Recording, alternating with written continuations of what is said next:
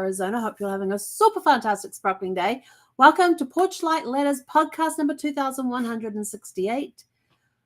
What Waiting Reveals. This is part 2 of our series this week, which is called In the Meantime, is what we're talking about this week. And I'm super excited because I finally got my copy of Porch Light Reflection Journal, and without the not for sale across here, because this is where the volume number is going to go on the other ones that are coming up. And so we've got the thought to reflect on and your Porch Light notes, which is just your blank page for free writing. And this one is to talk about the one that's up here. And this one says, what memory surfaced unexpectedly and why do you think it did? And the cool part about these journals is that you don't start at page 1. You just flip through, you stop. You might come on a reflection like this one says, what do you want to carry forward from this week? And what can you let go of?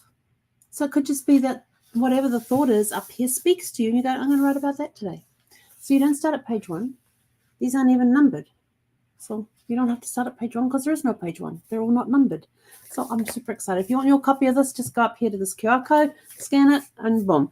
And this is where we suggest that when we get to the reflection questions portion of the podcast, that you put the reflection questions on these pages, which is the Porch Light notes. And you can put the dates up here yourself. So yeah, it's undated, it's unnumbered, so you can just take whichever page you want and start writing. Okay, so I was super excited to get that because my other one's full. So now I'm going to start writing in this one. Okay, so my apologies for being on so late tonight.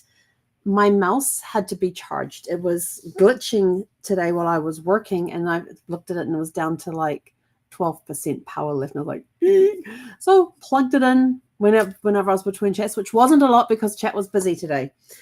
So I had to let it sit and recharge. I am also on serious seizure watch with Zephy because we know that her blood count level, her blood glucose levels are down near the border of dangerous. The danger level, the ideal place for her to be is between 73 and 145. And on Saturday, she was at 74. She didn't get any steroids yesterday. She did get steroids this morning. She woke up again, not looking the greatest and not with the greatest amount of energy. Oh, she is in here. She is. See? There's Ziffy. Hey, sweetie girl. Hi. You want to come say hi? Okay, come. You've got energy at the moment, which is fantastic. Come up. Come say hi. There you go. You go, hi, everybody. And we went out for our walk today, and we were very slow in our walk. In fact, we got carried home. Yes, we didn't even get half of our walk done this morning. She was just so slow with her energy levels so low. And I was giving her treats. I was giving her mini marshmallows and her training treats. And there you go, sweetie girl. And now she wants her butt scratch. You. And that wasn't even helping her speed up or anything else. So she got carried home down the street. Once we crossed, I had to pick her up and carry her across the road because she just stopped in the middle of the road. And I was like, yeah, no. So we got her got her across the road from the park onto our street, started walking down our street, and we're only 3 houses to the park at the end of the street. And she wasn't going anywhere fast. And so I just picked her up and carried her home.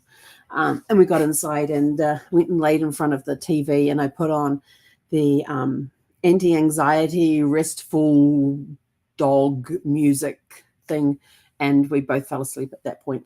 I had to get up because I had to be online at 8:30. So whoever came and saw me online this morning for the open office, for our mastermind open office, they just got me like this. No makeup, no nothing, just a t-shirt because I literally just gotten up off the floor of laying there with her. And so slowly throughout the day, her energy has been coming better. She did get a dose of steroids this morning on the new stuff, on the liquid stuff. And over the day, and she has eaten a cup of food today. Yay. She normally gets 3 cups of food. So the second cup is, I don't know, I haven't looked to see if she's eaten the second cup yet, but she definitely ate 1 cup today. So that's good. Then just before I came in here, she got all energetic and excited and tried to engage me in play. So I was just like, okay. But then when we got down here, she was sort of like, no, I have no energy now. So she just had this little bursts of energy, which is awesome. But anyway, so there are times we just have to be present in the moment. We just have to put things on hold so we can be present with what we need to be present for. And today it was, what you looking? Go lay down. Save your energy for your walk. We may or may not, we didn't walk last night, so we may or may not walk again tonight. I don't know. It depends on how she's feeling and how much energy she has and how enthusiastic she seems to be to go outside. But she has been going outside into the backyard, which has been awesome, and off to do her little bits of business and stuff. But yeah, it's been present in the moment. It's not been distracted by other things going on, but making sure that I'm present, that I know where she is and how she's doing and things like that. So, and we're in that waiting period. We don't know. So tonight we're talking about what waiting reveals, and waiting can reveal quite a lot of really cool stuff. We just have to know how to deal with it. So I've definitely been practicing what the waiting reveals today, yesterday and today, just waiting. Waiting is never just about time passing. It's about what's uncovered while you wait, what surfaces, what softens, what truth rises to the top when everything else slows down. There's definitely been a slowing down day, although the help chat was not slow this afternoon. It was quite busy. But during the times when I wasn't on the chat, things were just moving along very slowly as we were waiting. We're basically in a waiting game right now while she's on seizure watch. So we're very conscious of her energy levels, very conscious of where she is in the house, what she's doing, just being very present and in the moment as we wait for things to be revealed. So what it teaches, waiting reveals what we're afraid to sit with and what we truly value. There were a lot of tears this morning when I realized her energy levels weren't up, and it scared me. And there was one point when we're out in the park and she's just quietly just moving along, and it suddenly hit me that she may not be coming to New Zealand with me, which totally broke me up. So did that scare me? Absolutely. I did not want to sit with that. I wanted to focus on the positive of getting her well and getting her down to New Zealand so that we can have a great life down there for a while. What it also teaches us is it brings up our need for control, validation, and certainty. I absolutely wanted to take control of that situation and get her, and just pick her up, scoop her up, go to the airport and get on a plane and fly down. But it doesn't work that way. It also introduces us to patience, perspective, and unexpected grace. Yes, the thought of her not coming to New Zealand was a very hard put. Excuse me. She's eating. Oh no, she's drinking water. I very much want to take control of the situation, but I couldn't because it's out of my control. It introduces us to patience, perspective, and unexpected grace. Yes, realizing that she may not come with me, but we can do what we can to make sure that she can come, get her health going. We've got at least 3 months, at least 30 days on the new steroids to get her skin all cleared up and everything. Waiting clears space for intuition to speak louder than urgency. I wasn't really listening today for the intuition stuff, so we'll have to sit with that for a little while. But I really much felt the need, like everything was spinning out of control, and I wanted to be in control. I wanted that validation. I wanted the certainty that she was going to come to New Zealand, that Zeffie's coming to New Zealand with me. But I know I have to be patient. I have to put things in perspective, and I have to be, grateful and just deal with everything with grace. What happens when you stop filling the silence with noise and listen instead? That little voice that sits at the back end of your, at the base of your head, right? Well, in my case, it's right here, behind my right ear, at the base of the skull there. When you stop filling the silence with noise and listen instead, you may hear things that will scare you. You may hear things that upset you. You may hear things that just absolutely ignite a fire underneath you. But at the same time, you may also receive that unexpected grace. You may receive the messages you've been waiting for. You may hear that little voice telling you, do this instead of this. And you become more aware of what you're reaching for and why. What am I reaching for and why am I reaching for it? You learn that waiting isn't wasted. It's a form of preparation. Yes. There's times I just feel like I'm just hanging around waiting and nothing's happening, but it is a form of preparation, because during that time, there's things still happening. Yes, I'm waiting for this big thing over here to take place and come into existence. But there's a whole bunch of stuff going on over here that has to be done in order for me to be prepared for what's coming. Every time you go through a challenge or an obstacle, it is preparing you for something bigger and better that's coming along. But unless you go through that challenge and you stretch and grow and learn from it, you're not going to be mentally prepared for what's coming. You begin to see that not every door opens on demand. And maybe that's a gift. When a door won't open because you want it to, it could be like, sorry, you're not prepared for that right now. This door is staying locked and barred to you until you're in the right frame of mind to be able to see what's on the other side of this door. Because it could destroy you if you were to go in there now. We don't want that to happen. So begin to see that not every door opens on demand, and maybe that's a gift. It's preparing, you're preparing for something bigger and greater coming along. How we carry forward, let yourself be in the wait and don't just rush to get out of it. Be in the wait, be present, take notice of everything that's happening around you. Pay attention to what's surfacing, fears, desires, ideas, resistance.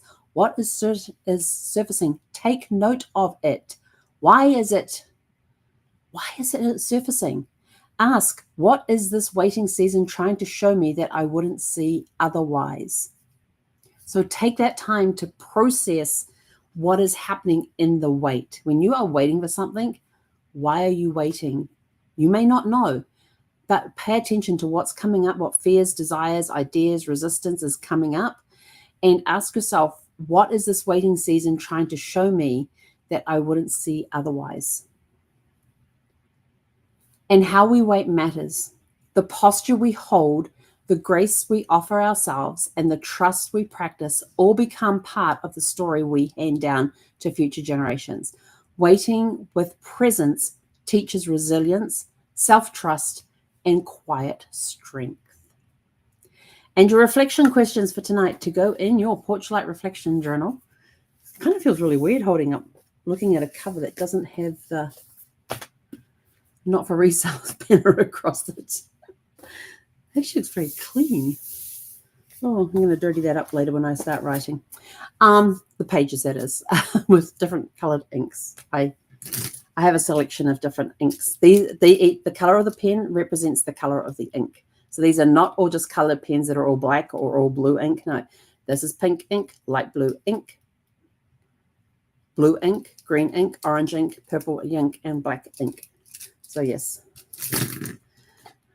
I like to use colors when I write. And I have highlighters that match as well in case I want to highlight a passage or anything else. So your reflection questions for tonight. What is the current season of waiting revealing to you? So what is this current season of waiting revealing to you? Number 2, where do you feel resistance in the pause? And what's underneath it?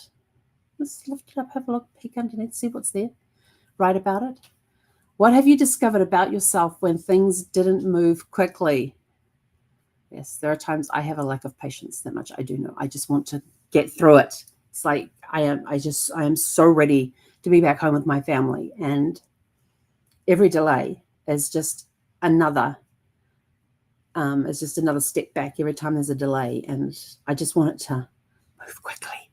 So what have you discovered about yourself when things don't move quickly? I get upset. I get impatient. I want it to happen now. But I know that there are things happening that I am not aware of that is preparing me for my move down to New Zealand. And I just have to learn to be patient. And that right now is really hard because moving to New Zealand is right within my grasp. It's just out of reach. And that is what's frustrating me the most. What might become possible if you gave the waiting room more trust? That's a hard question to answer. What might become possible if you gave the waiting room more trust? It means that I'm not in control. It really does. And by not being in control would be, now she's eating. Yes, she's eating. I wanted to have food in her stomach before I give her steroids. What might become possible if I gave the waiting room more trust? It means that more things will get completed before I move to New Zealand. It means that things that I am waiting for in New Zealand will be ready for me when I get down there. I happen to know of 2 houses coming up for sale at some point. And my husband's dream, Brad's dream, was always to buy a house next door to mum and dad. And it turns out that the house next door to mum and dad may be coming on the market soon. And it's a really nice house. And it's got a great backyard, from what I've seen from the satellite views and the Google images on the thing and that sort of stuff. And from what I can recall of seeing it when I was last down there, but that was 6 years ago. So I know that things are happening. And I also know that the house across the road is going to be coming up for sale, like directly opposite them. So mum can look out her living room window, and if I've got the curtains open on my place, she'll see straight inside as well.